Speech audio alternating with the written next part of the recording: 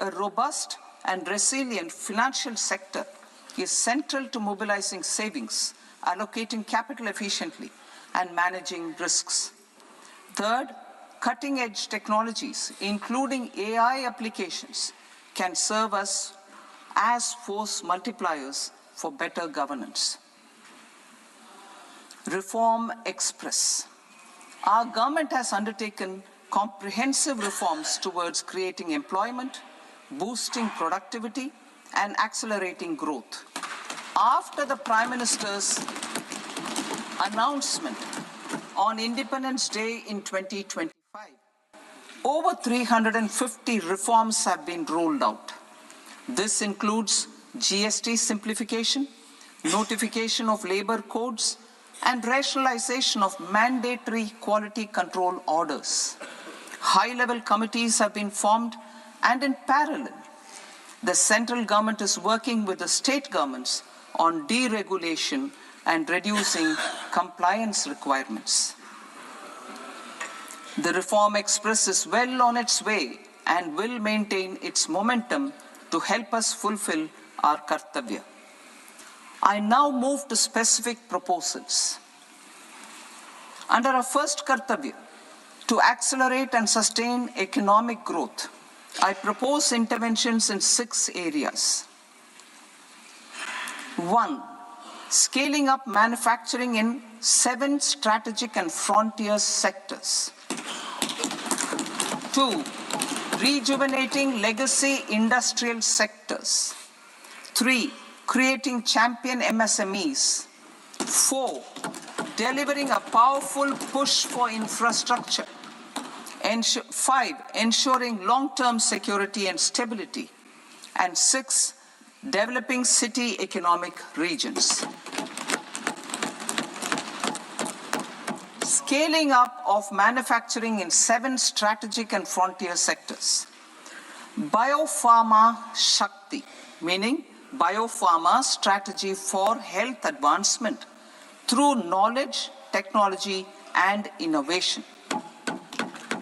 India's disease burden is observed to be shifting towards non-communicable diseases like diabetes, cancer, and autoimmune disorders. Biologic medicines are key to longevity and quality of life at affordable costs.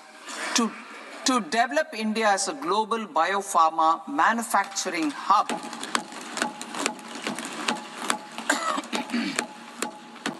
I propose the Biopharma Shakti with an outlay of 10,000 crores over the next 5 years. This will build the ecosystem for domestic production of biologics and biosimilars. The strategy will include a biopharma-focused network with 3 new national institutes of pharmaceutical education and research, popularly known as NIPERs, and upgrading 7 existing ones. It will also create a network of 1,000 accredited India clinical trials sites.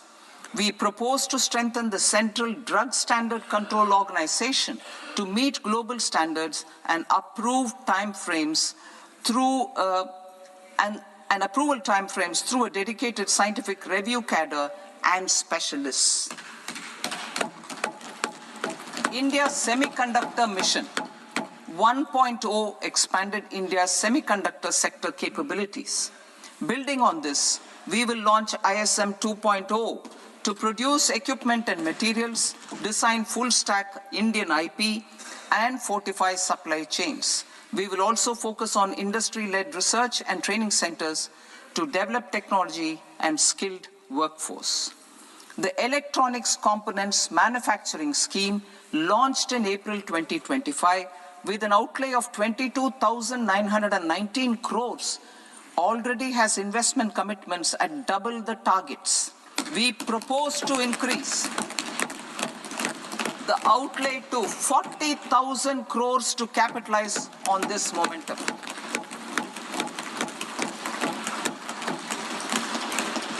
A scheme for rare earth permanent magnets was launched in 2025 November. We now propose to support the mineral-rich states of Odisha, Kerala, Andhra Pradesh, and Tamil Nadu to establish dedicated rare earth corridors to promote mining, processing, research, and manufacturing. To enhance domestic chemical production and reduce import dependency, we will launch a scheme to support states in establishing 3 dedicated chemical parks through challenge route on a cluster-based plug-and-play model. Strong capital goods.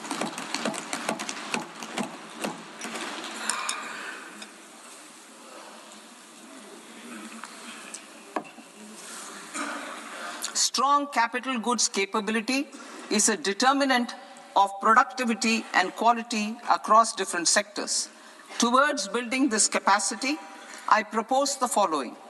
High-tech tool rooms will be established by central public sector enterprises at 2 locations as digitally enabled automated service bureaus that locally design, test, and manufacture high-precision components at scale and at lower cost. 2. A scheme for enhancement of construction and infrastructure equipments will be introduced to strengthen domestic manufacturing of high value and technologically advanced CIE. This can range from lifts in a multi-storied apartment or firefighting equipment in multiplexes, large or small, and to tunnel boring equipments for building metros and high-altitude roads. I also propose a scheme for container manufacturing to create a globally competitive container manufacturing ecosystem with a budgetary allocation of 10,000 crores over a 5-year period. For the labor-intensive textile sector, I propose an integrated program with 5 subparts. 1. The National Fiber Scheme for Self-Reliance in Natural Fibers, such as silk, wool, and jute, man-made fibers, and new age fibers. Textile expansion and employment scheme to modernize traditional clusters with capital support for machinery, technology upgradation, and common testing and certification centers. 3. The National Handloom and Handicraft Program to integrate and strengthen existing schemes and ensure targeted support for weavers and artisans. Tex Eco Initiative to promote globally competitive and sustainable textiles and apparels. Samarth 2.0 to modernize the upgrade the textile skilling ecosystem through collaboration with industry and academic institutions. Further, I propose to set up mega textile parks in challenge mode. They can also focus on bringing value addition to technical textiles. I propose to launch the Mahatma Gandhi Gram Swaraj initiative to strengthen khadi, handloom, and handicrafts. This will help in global market linkage and branding. It will streamline and support training, skilling, quality of process, and production. This will benefit our weavers, village industries, One District, One Product ODOP initiative, and also our rural youth. India has the potential to emerge as a global hub for high quality, affordable sports goods. I propose a dedicated initiative for sports goods that will promote manufacturing, research, and innovation in equipment design, as well as material sciences. Rejuvenation of legacy industrial clusters. I propose to introduce a scheme to revive 200 legacy industrial clusters to improve their cost competitiveness and efficiency through infrastructure and technology upgradation. creating champion SMEs and supporting micro enterprises. Recognizing MSMEs as a vital engine of growth, I propose a three-pronged approach to help them grow as champions. Equity support. I propose to introduce a dedicated 10,000 crores SME growth fund to create future champions, incentivizing enterprises based on select criteria. I also propose to top up the Self-Reliant India Fund set up in 2021 with 2,000 crores to continue support to micro enterprises and maintain their access to risk capital. Liquidity support. With TREDS, more than 7 lakh crore has been made available to MSMEs. To leverage its full potential, I propose 4 measures. 1. Mandate TREDS as the transaction settlement platform for all purchases from MSMEs by CPSEs, serving as a benchmark for other corporates. 2. Introduce a credit guarantee support mechanism through CGT-MSE for invoice discounting on TREDS platform. 3. Link GEM with TREDS for sharing information with financiers about government purchases from MSMEs, encouraging cheaper and quicker financing. 4. Introduce TREDS receivables as asset-backed securities, helping develop a secondary market, enhancing liquidity and settlement of transactions. Professional support. Government will facilitate professional institutions such as the ICAI, ICSI, ICMAI to design short-term modular courses and practical tools to develop a cadre of corporate mitras, especially in Tier 2 and Tier 3 towns. These accredited para-professionals will help MSMEs meet compliance requirements at affordable costs. Infrastructure. During this past decade, our government has undertaken several initiatives for large-scale enhancement of public infrastructure, including through new financing instruments such as Infrastructure Investment Trust (InvITs) and Real Estate Investment Trust (REITs), and institutions like NIIF and NABFID. We shall continue to focus on developing infrastructure in cities with over 5 lakh population, that is Tier 2, Tier 3 cities, which have expanded to become growth centers. Public capital expenditure has increased manifold from 2 lakh crore in 2014-15 to an allocation of 11.2 lakh crore in BE 25-26. In this coming year, that is financial year 2026-27, I propose to increase it to 12.2 lakh crores to continue the momentum. To strengthen the confidence of private developers regarding risks during infrastructure development and construction phase, I propose to set up an infrastructure risk guarantee fund to provide prudentially calibrated partial credit guarantee to lenders. Over the years, REITs have emerged as a successful instrument for asset monetization. I propose to accelerate recycling of significant real estate assets of the CPSEs through the setting up of dedicated REITs. To promote environmentally sustainable movement of cargo, I propose to 1. Establish new dedicated freight corridors connecting Dankuni in the east to Surat in the west. Operationalize 20 new national waterways over the next 5 years. Starting with National Waterways 5 in Orissa to connect mineral-rich areas of Talcher and Angul and industrial centers like Kalinga Nagar to the ports of Paradeep and Dhamra.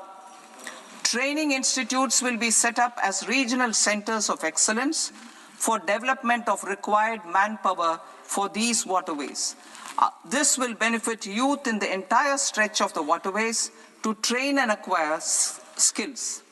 Further, a ship repair ecosystem catering to inland waterways will also be set up at Varanasi and Patna. And C, launch a coastal cargo promotion scheme for incentivizing a modal shift from rail to road to increase the share of inland waterways and coastal shipping from 6% to 12% by 2047. To enhance last mile and remote connectivity and promote tourism, I propose to give incentives to indigenize manufacturing of seaplanes. A seaplane VGF scheme will be also introduced to provide support for operations. Carbon capture, utilization and storage. Aligning with the roadmap launched in December 2025, the carbon capture, utilization and storage technologies at scale will achieve higher readiness and in end-use application across 5 industrial sectors, including power, steel, cement, refineries, and chemicals. An outlay of 20,000 crore is proposed over the next 5 years for this purpose. City economic regions. Cities are India's engines of growth, innovation, and opportunities. We shall now focus on Tier 2, Tier 3 cities, and even temple towns, which need modern infrastructure and basic amenities. This budget aims to further amplify the potential of cities to deliver the economic power of agglomerations by mapping city economic regions based on their specific growth drivers. An allocation of 5,000 crore per CER over 5 years is proposed for implementing their plans through a challenge mode with a reform-cum-result-based financing mechanism. In order to promote environmentally sustainable passenger systems, we will develop 7 high-speed rail corridors between cities as growth connectors, namely Mumbai to Pune, Pune to Hyderabad, Hyderabad to Bengaluru, Hyderabad to Chennai, Chennai to Bengaluru, Delhi to Varanasi, Varanasi to Siliguri.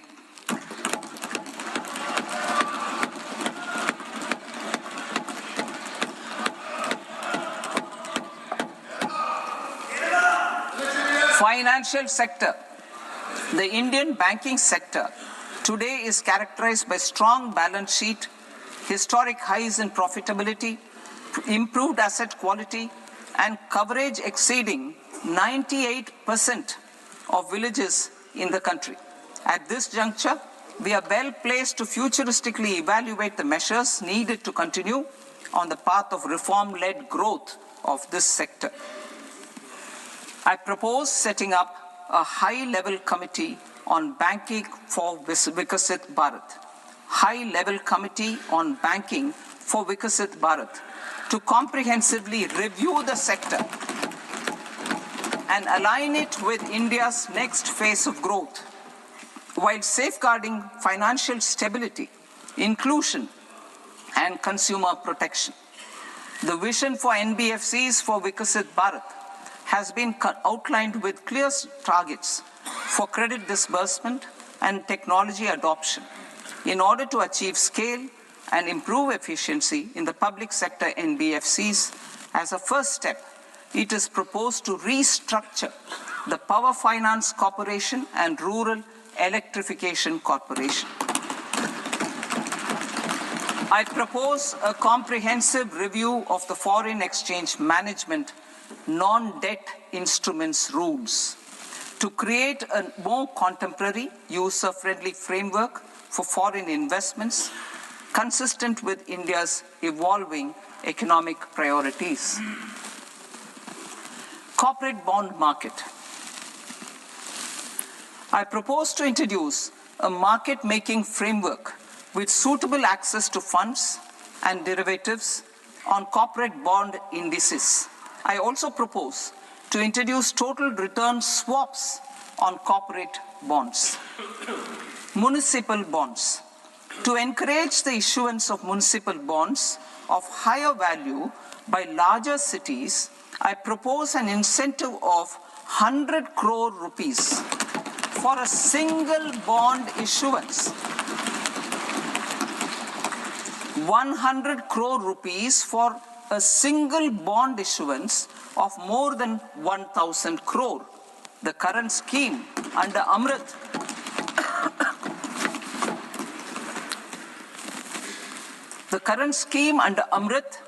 which incentivizes issuances up to 200 crores only, will also continue to support smaller and medium towns.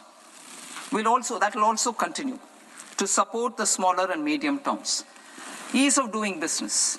Individual persons resident outside India, PROI, will be permitted to invest in equity instruments of listed Indian companies through the portfolio investment scheme. It is also proposed to increase the investment limit for an individual PROI under the scheme from 5% to 10%, with an overall investment limit for all individual PROIs to 24% from the current 10%. Emerging technologies including AI. 21st century is technology-driven.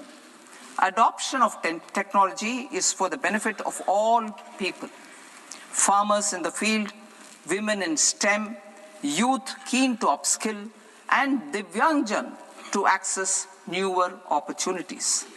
The government has taken several steps to support new technologies through AI Mission, National Quantum Mission, Anusandhan National Research Fund, and Research and Development and Innovation Fund. Our second kartavya is to fulfill aspirations and build capacities. Close to 25 crore individuals have come out of multi-dimensional poverty through a decade of our government's sustained and reform-oriented efforts.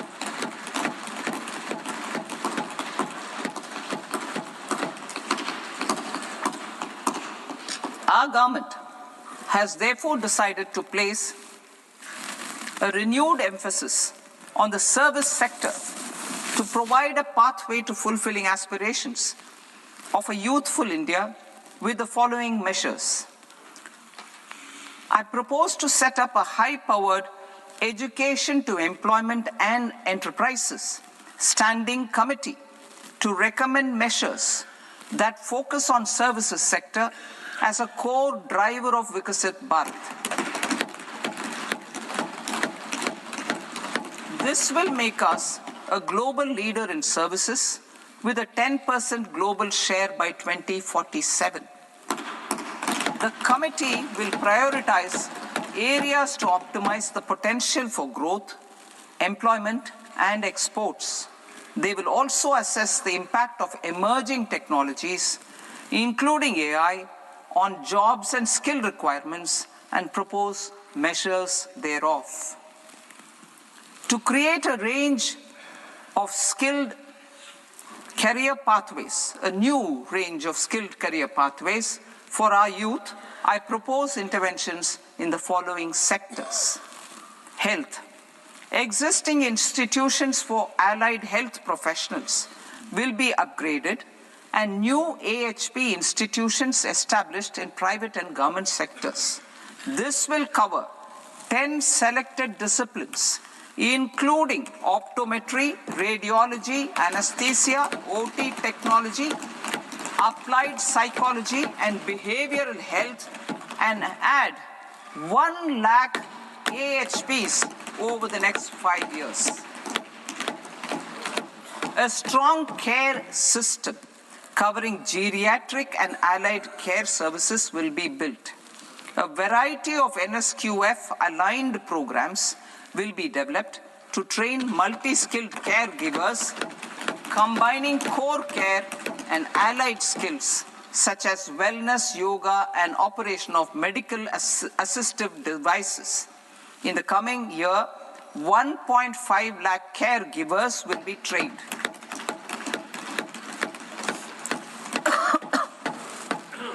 Hubs for medical value tourism. To promote India as a hub for medical tourism services, I propose to launch a scheme to support states in establishing 5 regional medical hubs in partnership with the private sector.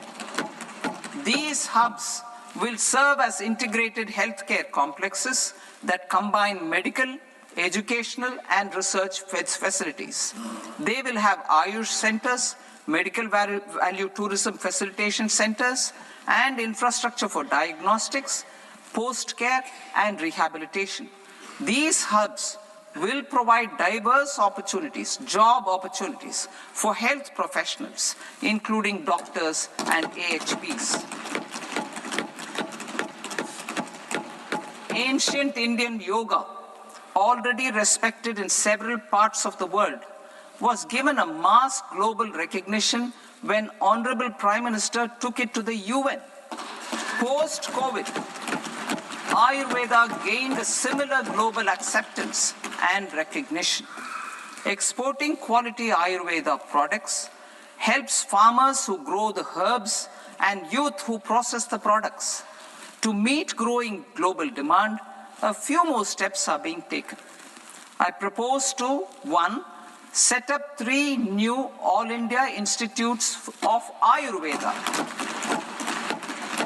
2, upgrade Ayush pharmacies and drug testing labs for higher standards of certification ecosystem and make available more skilled personnel. 3, upgrade the WHO Global Traditional Medicine Center in Jamnagar to bolster evidence-based research, training, and awareness for traditional medicine. Animal husbandry. Livestock contributes to close to 16% of farm income, including of poor and marginal households. To scale up availability of veterinary professionals by more than 20,000, I propose to roll out a loan-linked capital subsidy support scheme for establishment of veterinary and para-veterinary colleges, veterinary hospitals, diagnostic laboratories, and breeding facilities in private sector. Collaboration between Indian and foreign institutions will also be facilitated. Orange economy. India's animation, visual effects, gaming, and comics sector, AVGC sector, is a growing industry projected to require 2 million professionals by 2030. I propose to support the Indian Institute of Creative Technologies, Mumbai, in setting up AVGC content creator labs in 15,000 secondary schools all over the country and 500 colleges. The Indian design industry is expanding rapidly, and yet there is a shortage of Indian designers. I propose to establish, through Challenge Route, a new National Institute of Design to boost design education and development in the eastern region of India. Education. Our government will support states through Challenge Route in creating 5 university townships in the vicinity of major industrial and logistics corridors. These planned academic zones will host multiple universities, colleges, and research institutions, skill centers, and residential complexes. In higher education, STEM institutions, prolonged hours of study and laboratory work pose some challenges for girl students. Through VGF, Viability Gap Funding and capital support, one girls' hostel will be established in every district.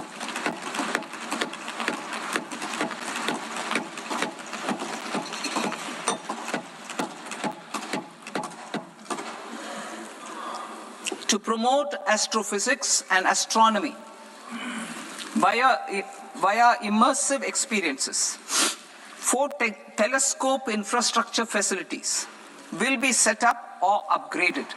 The National Large Solar Telescope, the National Large Optical Infrared Telescope, the Himalayan Chandra Telescope, and the Cosmos 2 Planetarium.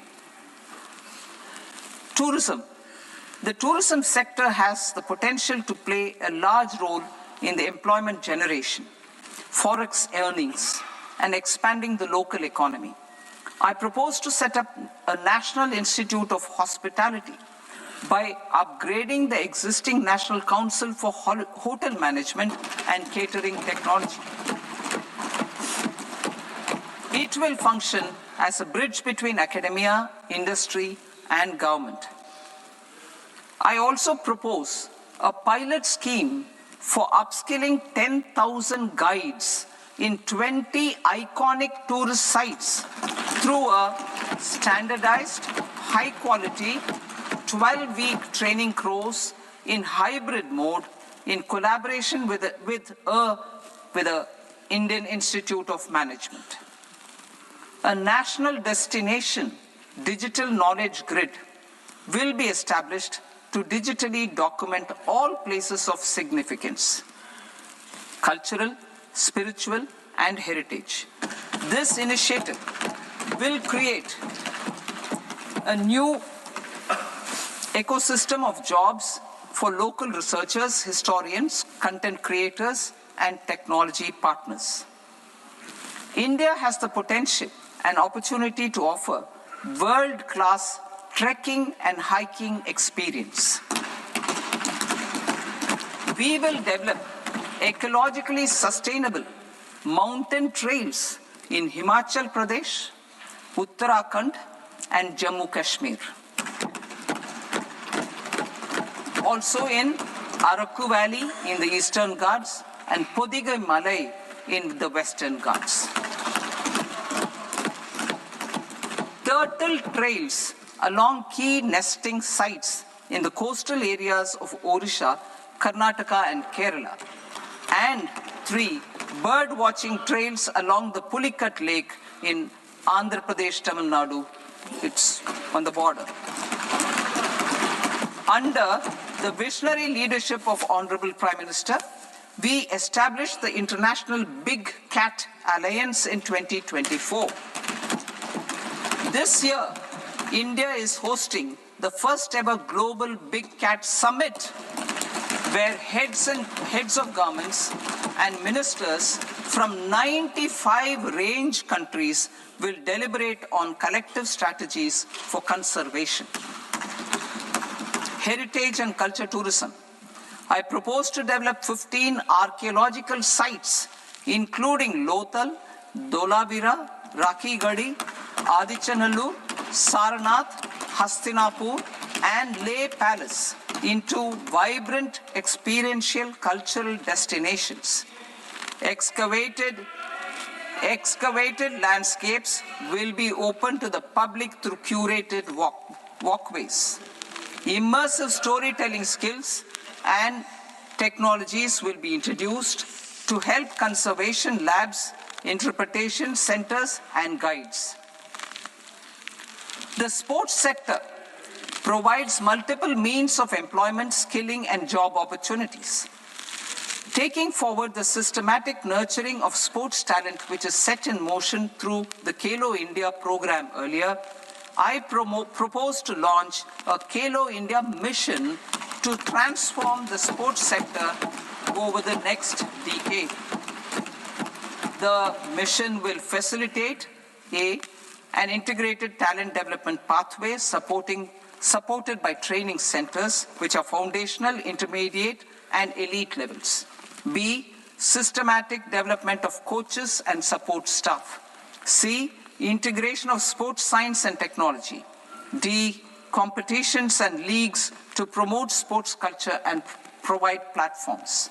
And E, development of sports infrastructure for training and competition. Our third Kartavya aligns with our vision of Sabka Saath, Sabka Vikas towards Vikasit Bharat. This requires targeted efforts for 1, increasing farmer incomes through productivity enhancement and entrepreneurship, with special attention to small and marginal farmers. B, empowering Divyangjan through access to livelihood opportunities, training, and high-quality assistive devices. C, empowering the vulnerable to access mental health and trauma care. D, focus on the Purvodaya states and the Northeast region to accelerate development and employment opportunities. Fisheries. We will undertake initiatives for integrated development of 500 reservoirs and Amrit Sarovars.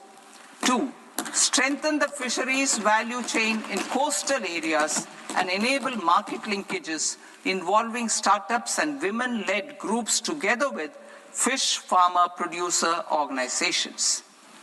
Animal husbandry. To provide quality employment opportunities in rural and peri-urban areas, we will support the animal husbandry sector in entrepreneurship development through A, credit-linked subsidy program, B, scaling up and modernization of livestock enterprises, C, enhanced creation of livestock, dairy, and poultry,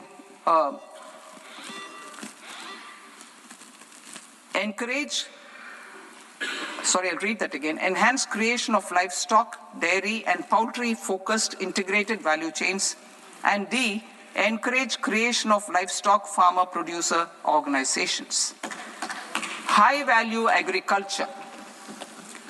To diversify farm outputs, increase productivity, enhance farmers' incomes, and create new employment opportunities, we will support high-value crops such as coconut, sandalwood, cocoa, cashew in the coastal areas, agar trees in Northeast, and nuts such as almonds, walnuts, and pine nuts in our hilly regions. All of them will be supported. India is the world's largest producer of coconuts. About 30 million people, including nearly 10 million farmers, depend on coconuts for their livelihood. To further enhance competitiveness in coconut production, I propose a coconut promotion scheme to increase production and enhance productivity through various interventions, including replacing and non-productive trees with new saplings or plants or varieties in major coconut growing states. A dedicated program is proposed for Indian cashew and cocoa to make India self-reliant in raw cashew and coconut production and processing, enhance export competitiveness, and transform Indian cashew and Indian cocoa into premium global brands by 2030. Sandalwood. Sandalwood is closely linked to India's social and cultural heritage. Our government will partner with state governments to promote focused cultivation and post-harvest processing to restore the glory of the Indian sandalwood ecosystem, to rejuvenate old, low-yielding orchards, and expand high-density cultivation of walnuts, almonds, and pine nuts. We will support a dedicated program to enhance farmer incomes and in bringing value addition by engaging youth. Bharat Vistar. that is, virtually integrated system to access agricultural resources. I propose to launch Bharat Vistar, a multilingual AI tool that shall integrate the AgriStack portals and the ICAR package on agricultural practices with AI systems. This will enhance farm productivity, enable better decisions for farmers, and reduce risk by providing customized advisory support. She Marts for rural women-led enterprises. Building on the success of Lakpati Didi program, I propose to help women take the next step from credit-linked livelihoods to being owners of enterprises. Self-help entrepreneur, She Marts will be set up as community-owned retail outlets within the cluster-level federations through enhanced and innovative financing instruments. Empowering Divyangjan. Divyangjan Kaushal Yojana. Information technology, AVGC sectors, hospitality and food and beverages sectors often offer task-oriented and process-driven roles which are suitable for Divyangjan. We will ensure dignified livelihood opportunities through industry-relevant and customized training specific to each Divyangjan group. Divyang Sahara Yojana. Timely access to high-quality assistive devices for all eligible Divyangjan is a fundamental need. I propose to 1. Support the Artificial Limbs Manufacturing Corporation of India, Alimco, to set up and to scale up production of assistive devices, invest in R&D and AI integration, strengthen PM Divyasha Kendras, and support setting up of assistive technology marts as modern retail style centers where Divyangjan and senior citizens can see, try and purchase assistive products. Reaffirming our commitment to mental health and trauma care. There are no national institutes for mental health care in North India. We will therefore set up a NIMHANS 2 and also upgrade national mental health institutes in Ranchi and in Tezpur as regional apex institutions. Emergencies expose families, particularly the poor and vulnerable, to unexpected expenditure. We will strengthen and increase these capacities by 50% in district hospitals by establishing emergency and trauma care centers. Focus on Purvodaya states and northeastern regions. Purvodaya. I propose the development of an integrated East Coast industrial corridor with a well-connected node at Durgapur, creation of 5 tourism destinations in 5 Purvodaya states, and the provision of 4,000 e-buses. Buddhist sites in northeastern region. The northeastern region is a civilizational confluence of Theravada and Mahayana or Vajrayana traditions. I propose to launch a scheme for development of Buddhist circuits in Arunachal Pradesh, Sikkim, Assam, Manipur, Mizoram, and Tripura.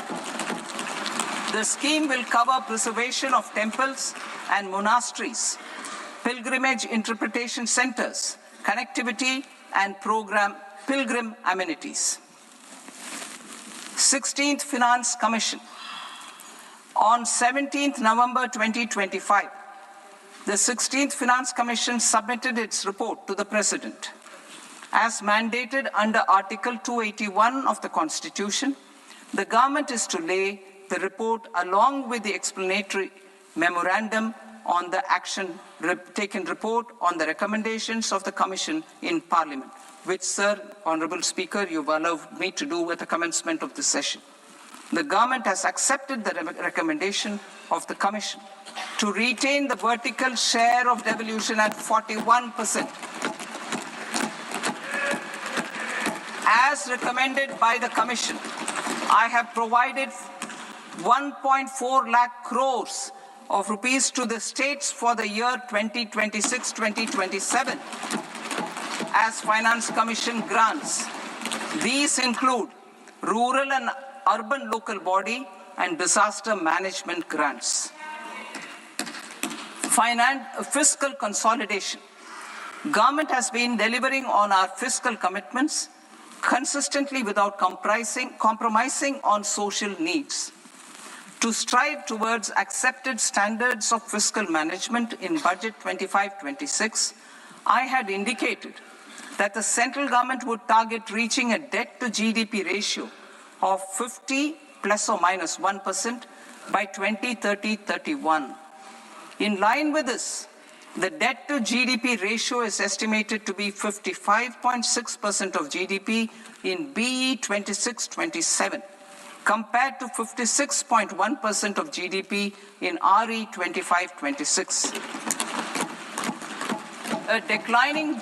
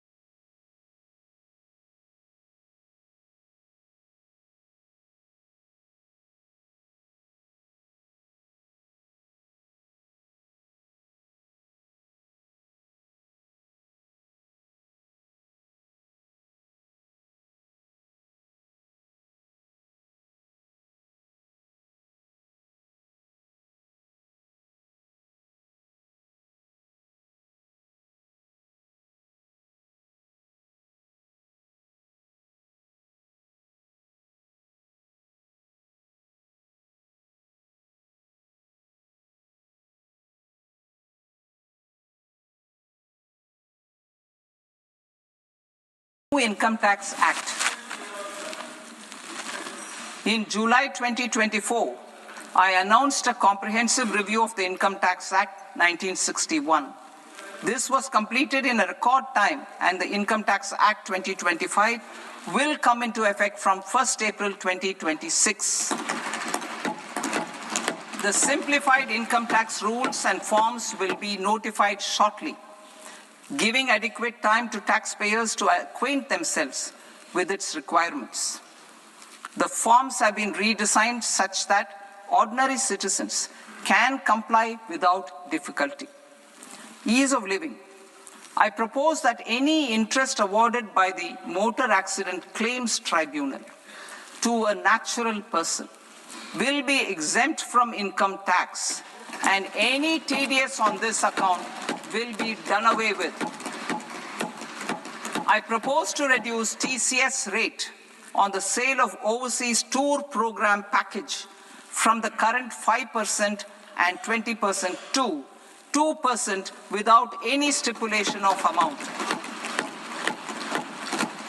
I propose to reduce TCS rate for pursuing education and for medical purposes under the Liberalized Remittance Scheme, popularly known as LRS, from 5% to 2%. Supply of manpower services is proposed to be specifically brought within the ambit of payment to contractors for the purpose of TDS to avoid ambiguity.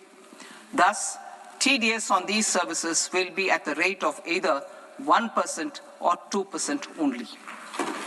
I propose a scheme for small taxpayers wherein a rule-based automated process will enable obtaining a lower or nil deduction certificate instead of filing an application with the assessing officer. For the ease of taxpayer holding securities in multiple companies, I propose to enable depositories to accept Form 15G or Form 15H from the investor and provide it directly to various relevant companies. I propose to extend time available for revising returns from 31st December to up to 31st March with the payment of a nominal fee. I also propose to stagger the timeline for filing of tax returns. Individuals with ITR 1 and ITR 2 returns will continue to file till 31st July, and non-audit business cases or trusts are proposed to be allowed time till 31st August. TDS on sale of immovable property by a non-resident is proposed to be deducted and deposited through resident buyers and his or her PAN-based challan instead of requiring a TAN, which is a temporary accounting number. To address practical issues of small taxpayers like students, young professionals, tech employees, relocated NRIs, and such others, I propose to introduce a one-time 6-month foreign asset disclosure scheme for these taxpayers to disclose income or assets below a certain size. This scheme would be applicable for two categories of taxpayers, namely A, who did not disclose their overseas income or assets, and B, who disclosed their overseas income and or paid due tax but could not declare the asset acquired. For category A, the limit of undisclosed income or asset is proposed to be up to 1 crore rupees. They need to pay 30% of fair market value of asset or 30% of undisclosed income as tax and 30% as additional income tax in lieu of penalty, and would thereby get immunity from prosecution. For category B, asset value is proposed to be up to 5 crore rupees. Here, immunity from both penalty and prosecution will be available with a payment of fee of 1 lakh rupees. Rationalizing penalty and prosecution. Multiplicity of proceedings are hindrance to the ease of doing business. I propose to integrate assessment and penalty proceedings by way of a common order for both.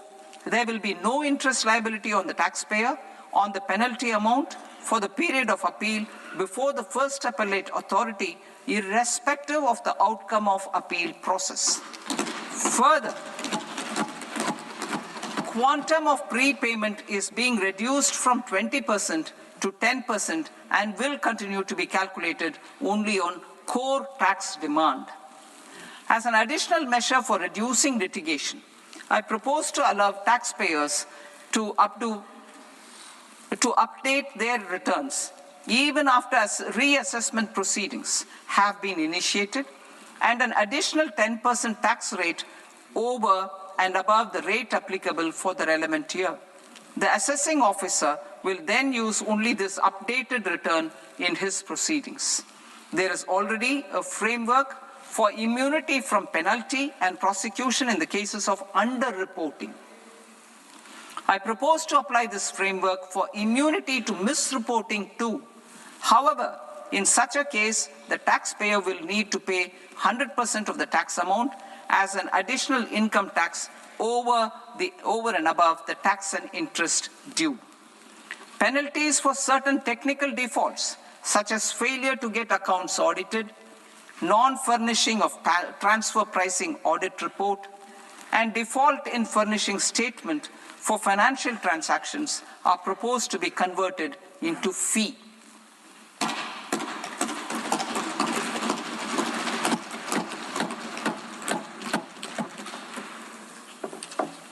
I propose to rationalize prosecution framework under Income Tax Act while maintaining a careful balance for deterrence in some serious offense. Non-production of books of account and documents and requirement of TDS payment where payment is made in kind are being decriminalized. Further, minor offenses will attract fine only. The remaining prosecutions will be graded commensurate with the quantum of offense. They will entail only simple imprisonment with maximum imprisonment reduced to 2 years and power to courts to convert even those into fines. There is no penalty. There is no penalty presently for non-disclosure of non-immovable foreign assets with aggregate value less than 20 lakh rupees.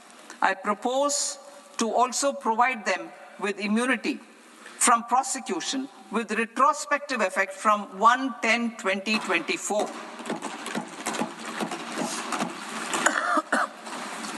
Cooperatives.